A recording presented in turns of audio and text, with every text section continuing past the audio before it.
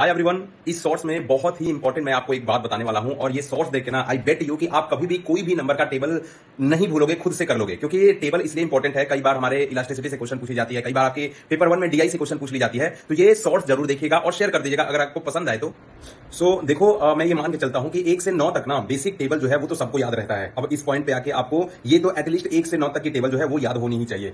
कोई भी एक नंबर ले लेते हैं जिसका आपको टेबल याद हो आराम से, है ना। सपोज करो मैं 12 का ले लेता हूं, 12 का ले लेता हूं और इसका मैं प्रॉपर आपको दिखाऊंगा कि किस तरीके से टेबल बनाया जाता है और उसके दौरान आप कोई भी नंबर लेके टेबल को क्रिएट कर सकते हो। चलिए शुरू करते हैं। तो आपको करना क्या है, देखो जैसे मैंने 12 बोला था ना, तो 12 लिख लेना है, ठीक है। तो 12 का आपको टेबल तो सबको याद है और इस 12 को क्या करिए, आप दो पार्ट में डिवाइड कर दीजिए, 1 और 2। तो 2 का टेबल लिख लीजिए, 2 हो गया अपना 4, फिर 6, 8, 10, 12, ठीक है, 14, 16 और 18 और 20, ठीक है। अब यहाँ 2 का हो गया, उसी तरीके से 1 का लिख लेना है, 1 1 जा 1, 1 2 जा 2, 3 4 5 6 7 8 9 और 10, ये लिख लिया आपने। अब ये याद रखिएगा, ये वाला पार्ट है ना, 2 वाला पार्ट, इसका केवल यूनिट डिजिट को हमें कंसीडर करना है, केवल और केवल यूनिट डिजिट को। जैसे इसका यूनिट डिजिट क्या है, आपका 2 हो गया, इसका यूनिट डिजिट क्या है, 4 हो गया, इसका यूनिट डिजिट क्या है, 6 हो गया, ठीक है, इसका यूनिट डिजिट क्या हो गया, 8 हो गया। अब यहाँ पे देखो 10 है ना, तो 10 का केवल यूनिट डिजिट क्या है, आपका 0 हो गया। फिर 12 का यूनिट डिजिट क्या है, 2 है, तो 2 लिख लीजिए आप। 4 हो गया, ये तो 4 लिख लीजिए। 6 हो गया, ये 6 लिख लीजिए। 8 हो गया, ये 8 लिख लीजिए और 0 हो गया, ये 0 लिख लीजिए। अब देखिए बाकी का क्या करना है काम हमें, ये जो 1 है तो आप 1 इस एज इट इज लिख दीजिए, 2 है 2 लिख दीजिए, 3 है 3 लिख दीजिए, 4 है 4 लिख दीजिए। अब देखो इतना तक हो गया। अब ये 10 था ना आपका, तो 10 था, तो ये यूनिट डिजिट हमने लिया है, 1 को छोड़ दिया, तो 1 जो है ये आपको इधर जाके 5 और 1 कितना बन जाएगा, 6, ठीक है। उसी तरीके से 6 और 1 कितना हो जाएगा, 7 हो जाएगा। उसी तरीके से 7 और 1 कितना हो जाएगा, 8 हो जाएगा। और 8 और 1 क्या हो जाएगा, 9 हो जाएगा। और 9 और 1 क्या हो जाएगा, 10 हो जाएगा। और 10 और 2 कितना हो जाएगा, 12 हो जाएगा। आप किसी भी 1 से 100 तक में किसी भी